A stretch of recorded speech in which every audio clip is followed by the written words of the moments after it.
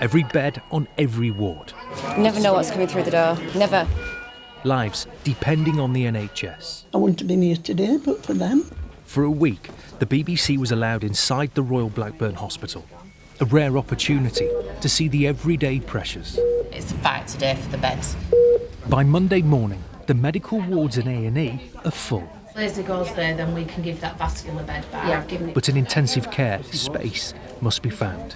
So that gives one bed on the unit. Every day operations are planned and patients need to recover here. Get that bed turned round as quickly as possible because that's going to be our only bed. We didn't get up this morning to think we're going to ruin somebody's life by telling them that they can't have their operation.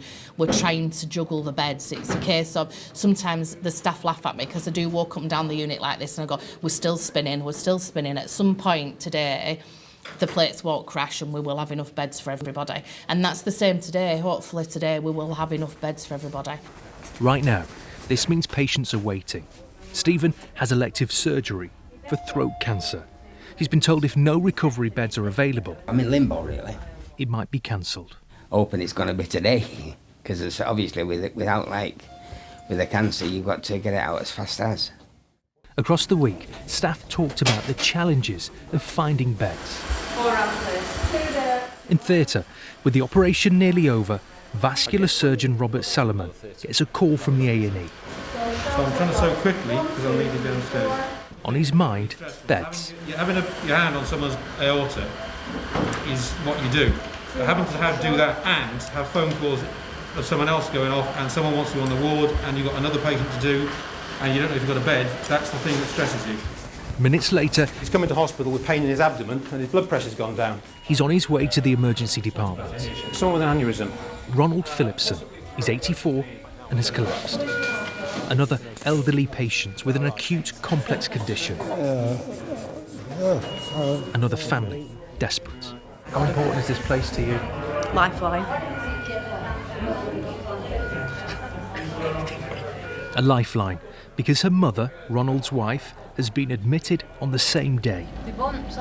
Upstairs, waiting for an operation, Betty has type 2 diabetes. She's been told she could lose her foot, and with it, her independence. So you're waiting for your operation and you're worried about your husband and... Well, that's it, yeah, because he's blind and deaf. He can't do anything for himself at all.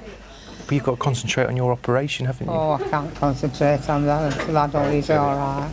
I don't particularly want my foot gone and my leg because I won't be able to stay at home. I won't be able to walk. They'll have to put me in a nursing home. And I'm not going in a nursing home like my husband. But that's not going to happen, is it? They'll put us in two different places.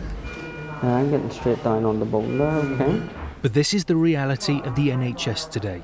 Increasing demands inside and outside the hospital. It's not just Betty I'm worried about, it's her husband as well. They've been with each other for over 50 years. They codepend on each other. It's just dreadful. If you look at bed capacity cost for management of patients with ulcers, it's enormous. Type 2 diabetes. Type 2 diabetes, it's just, I can't even convey what a serious problem it is to society, the NHS and us in the front line. And this is what the front line looks like. The Davenports waiting 6 hours in A&E. Ready for the surgery. It just seems to be the bed that's the problem. Yeah, it's the beds that's the problem. On the medical wards, unfortunately, we have used every possible bed available. Daily meetings to find beds. All right. Senior nurses trying to move people through the hospital. Females aren't moving off here. There's no female beds in the hospital at the minute. And some surgeons and nurses left upset and frustrated. Every year we've had to make efficiency savings, and most people are feeling like there's not a lot of fat left on the bone anymore, and we still don't have enough to do what we need to do. There's not enough staff, there's too many patients coming in and out of hospital, it's, you know, a number of things. So we all go home deflated and upset because we feel that we can't do any more than we're doing. The chief executive here wanted to show this pressure for beds and the need for solutions outside his hospital. We are trying to support staff by looking at the bed capacity that we have, by trying to work with partners to keep people out of hospital where they don't need to be in hospital. Would you rather have another ward being built or a care home in the community? It has to be a care home in the community.